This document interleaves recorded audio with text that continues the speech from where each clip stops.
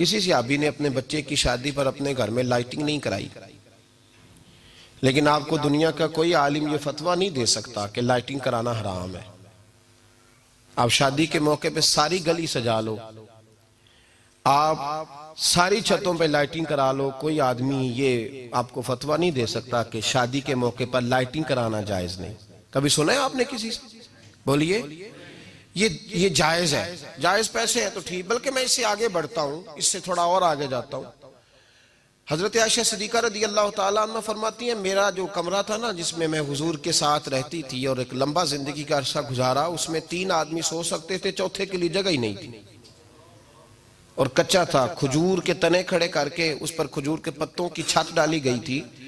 मैं जब हाथ उठाती थी तो मेरा हाथ अपनी छत को छू जाता था। ये है सुन्नत नबी पाक की, ये हुजूर का तरीका है। बताइए पक्के घर में, लेंटर वाले घर में रहना जायज के ना जायज? क्यों जी? हुजूर तो कच्चे मकान में रहते थे, आपने कैसे पक्का बना लिया?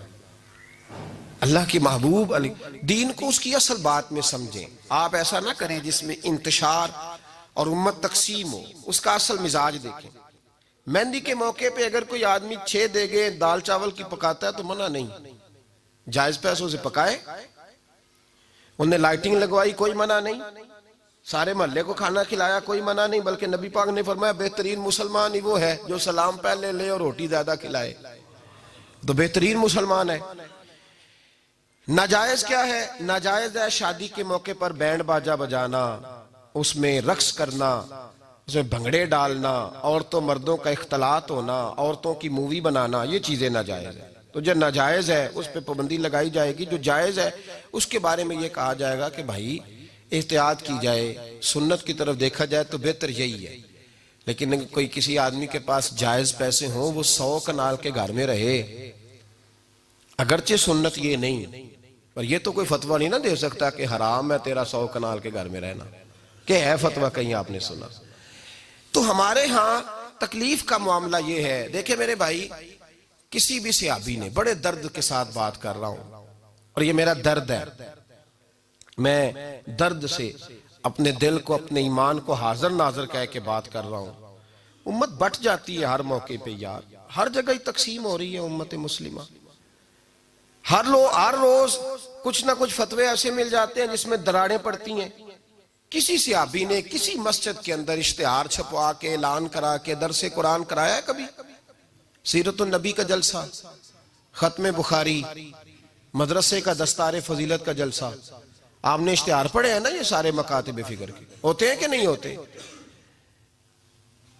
किसी सहाबी ने इस तरह, वो तो रोज दरसे कुरान देते थे, लेकिन इस तरह इश्तिहार छपवा के, पोस्टर लगा के, और मिस्र से किसी सहाबी को स्पेशल बुलवा के या यमन से बुलवा के मस्जिद के अंदर कभी दरसे कुरान के इज्तिमात कराए, सीरतुन नबी के जलसे, खत्म बुखारी के?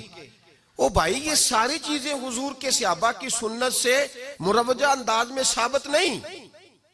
मुझे बता मेरे भाई, मैं दर्द के साथ तुझसे सवाल करता हूं कि सीरतुन नबी के जलसे में तू पेशावर से मौलाना बुलाए, पिंडी से बुलाए, तू गुजरात और कराची से लोगों को बुला करके अगर सीरत का जलसा कराए और तू उसमें एक आदमी को कराची से बुलवाया जा रहा है तो तूने उसको 20,000 की टिकट भी दी और इश्तिहार पे भी जलसे पे खर्च हुआ, फिर लंगर भी पका, खाना भी तूने खिलाया, ना तुझे कोई बेवा याद आई, ना तुझे कोई मिस्कीन याद आया, ना तुझे कोई गरीब याद आया। हालांकि कहना चाहिए था ना, ये जो लाख रुपया लग रहा है किसी बेवा की खिदमत कर देनी चाहिए, यतीम को दे देना चाहिए। दर्द के साथ बात कर। सवाल मेरा ये है कि वही काम जो सीरत के जलसे में होते हैं, पहले तिलावत होती है, फिर नात होती है, फिर किसी आलिम का बयान होता है, वही काम सिर्फ नाम बदल के किया जाए, ईद मिलादुन नबी नाम रखा जाए सल्लल्लाहु अलैहि वसल्लम। ये मैं आपके ज़हनों पे दस्तक दे रहा हूं, तकरीर नहीं कर रहा, सिर्फ दस्तक दे रहा। ओ भाई देखो, एक आदमी वही काम नाम बदल के करे तो जायज है, और अगर उसमें नबी पाक के मिलाद का नाम रख लिया जाए या नात का नाम रख लिया जाए तो फिर मुझे इजाजत दे, मैं तुझसे सवाल करूं कि सिर्फ तुझे हुजूर की तारीफ पूरी लगती है? फिर मुझे इजाजत दे कि मैं तुझसे पूछूं कि सिर्फ तुझे नात अच्छी नहीं लगती? फिर मुझे इजाजत दे कि मैं तुझसे पूछूं कि तुझे सिर्फ रसूलुल्लाह के कसीदे अच्छे नहीं लगते? दे मुझे इजाजत कि मैं तुझसे सवाल करूं कि जहां जिक्र रसूल की बात आए वहां तू परेशान क्यों होता है? तुझे पता ही नहीं ये तो वो जिक्र है कि रब फरमाता है तुम बयान करो ना करो वरफा ना ला का जिक्र, महबूब मैंने खुद तेरे चर्चे सारी दुनिया में बुलंद फरमा दिए।